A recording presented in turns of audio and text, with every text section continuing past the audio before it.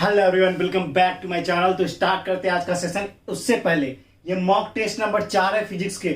आज भले ही 3 क्वेश्चन है मगर आपका ना हालत खराब हो जाएगी मेरे भाई। सीधा पेपर में आया क्वेश्चन है और इतने डिफिकल्ट लेवल के क्वेश्चन आगे आ जाएगा ना। एयरफोर्स नेवी में एक्सेप्शनल क्वेश्चन आते हैं, अगर आ गए तो आपकी फट जाएगी मेरे भाई। और याद रखना, इसके साथ मैं मोटिवेशन का वीडियो हर दिन स्टडी के लिए, रनिंग के लिए डालता हूँ, वो भी जाके देख लेना। 2-3 दिन से रेगुलर डाल रहा हूँ ताकि आपके जिगर में हमेशा आग लगा रहे। रनिंग ना छोड़ो, ना पढ़ाई छोड़ो, सीधा पेपर एग्जाम सहित रनिंग सबको फोड़ो।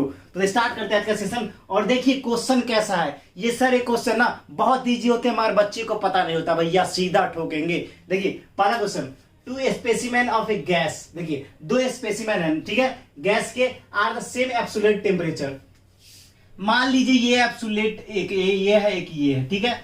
यहां पर देखिए भैया 2 स्पेसिमेन है, 2 स्पेसिमेन है जिसमें क्या है आपका टेम्परेचर जो है ना, टेम्परेचर क्या आपका सेम है। इसका टेम्परेचर भी है, इसका टेम्परेचर भी क्या है, दोनों का सेम है। सेम क्या है भैया, दोनों का टेम्परेचर है। तो सेम क्या है आपका टेम्परेचर।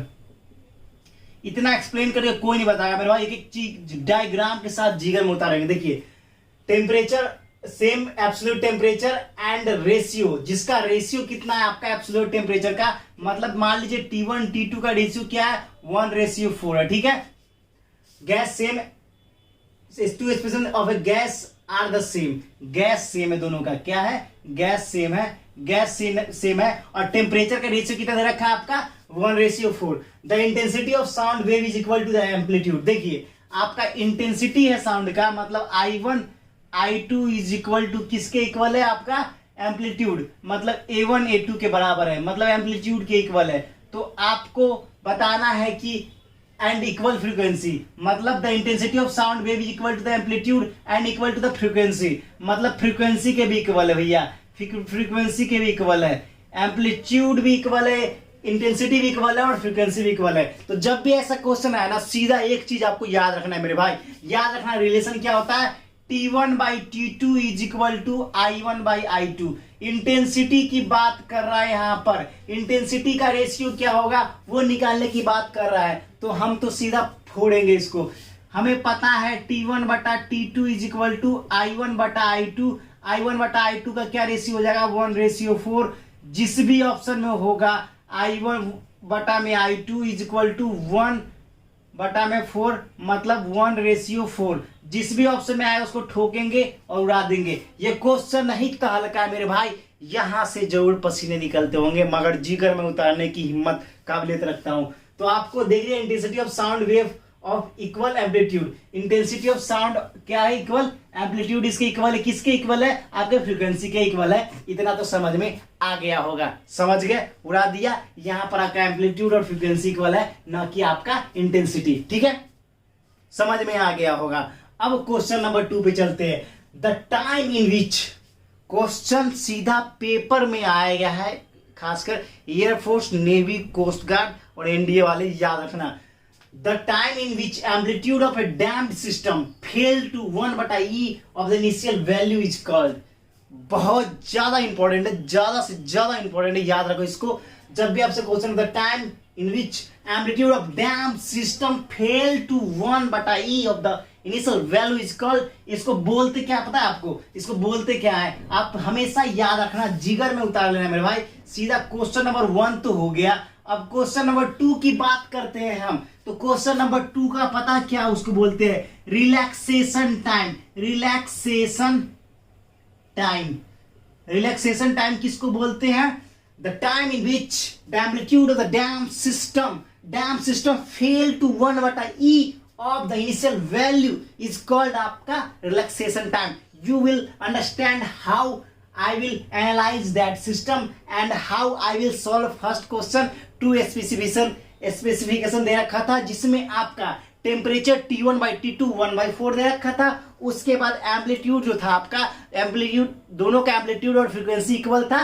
तो मैंने इसको, आप एक फॉर्मूला जानते होंगे, T1/T2 is equal to I1/I2, मतलब डायरेक्टली प्रोपोर्शनल होता है इंटेंसिटी के। उसके बाद सीधा ठोक दिया, दोनों का रेशियो सेम आ गया। जो रेशियो आपका टेम्परेचर का होगा वही रेशियो आपका इंटेंसिटी होगा। दूसरा का मैंने बताया the time in which amplitude of the damped system fail to 1/e of its initial value is called relaxation time. Relaxation time याद रखना।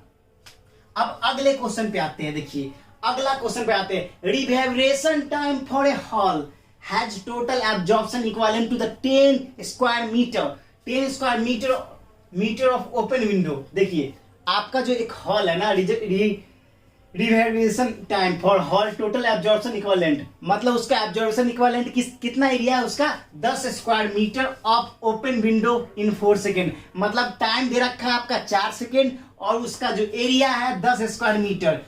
Audience percentage in all increase absorption by another 10 square metre, मतलब audience का percentage जो hall है उसमें audience का percentage कितना percent increase करेगा, जिसकी वजह से आपका एरिया, मतलब क्या audience percent all increase absorption by, मतलब ऑडियंस परसेंटेज बढ़ने के कारण एरिया को 10 square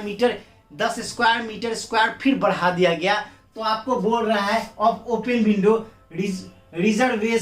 reservation of the time will be, मतलब कि दूसरा टाइम रिजर्वेशन कितना लगेगा वो आपको निकालना है। तो सिंपली क्वेश्चन है मेरे भाई, सीधा सिंपल क्वेश्चन जो आप सीधा ठोक बजा सकते हो। देखिए अब कैसे करोगे सॉल्व। क्वेश्चन नंबर थर्ड जो पेपर में आया हुआ क्वेश्चन है।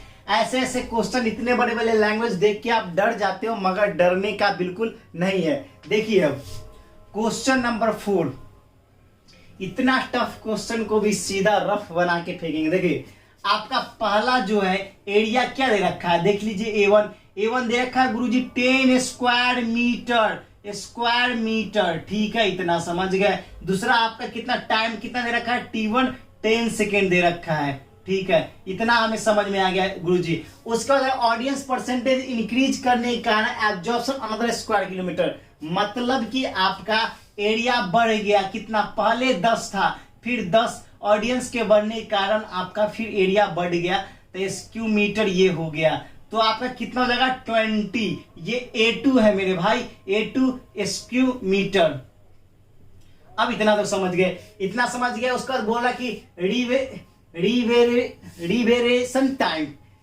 रिवेरेशन टाइम क्या होगा वो कैलकुलेट करना है। तो देखिए अब क्या करेंगे हम, एक फॉर्मूला आपको पता होना चाहिए, जिगर में उतरना चाहिए ये सारे क्वेश्चन के लिए। देखिए A1 T1 is equal to A2 T2, याद रख लो, सीधा याद रखना है, पेपर में आए सीधा उड़ा देना, ठीक है ना। A1 T1 is equal to A2 T2, तो A1 की वैल्यू 10 है और T1 की वैल्यू भी 10 है, और A2 की बात करते हैं 20 है, और T2 कितना आपका, T2 आपका क्या है, आपका T2 कैलकुलेट करना रिवर्सेशन टाइम। देखिए 100/20, T2 की वैल्यू होगी 5, और 5 कितना हो जाएगा मेरे भाई 5 सेकेंड लगेगा आपको, 5 सेकेंड लगेगा, कितना 5 सेकेंड लगेगा ओपन विंडो के लिए। तो ध्यान से रखना, सारे तीनों क्वेश्चन हल्के वाले सीधा पेपर में ठोका गया था।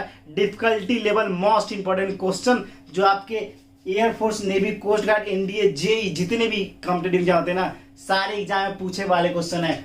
अगर आपको ये वीडियो पसंद आया, मेरा मेहनत पसंद आ रहा है, आगे पीछे देखो पसीना कितना है, तो जरूर से जरूर चैनल को लाइक सब्सक्राइब शेयर ठोक के आना। और दोस्तों हर एक लेक्चर हर दिन एक मोटिवेशन वीडियो डालूंगा, जिससे आपके अंदर में आग लगेगी, रनिंग भी नहीं छोड़ोगे, पढ़ना भी नहीं छोड़ोगे। और देख लेना मेरे भाई, दोनों पसीने निकाल के मेहनत करना, सफलता आपकी कदमों चूमेगी। फिर मिलेंगे नेक्स्ट वीडियो में, फिलहाल इतना ही। जय हिंद, जय भारत, वंदे मातरम।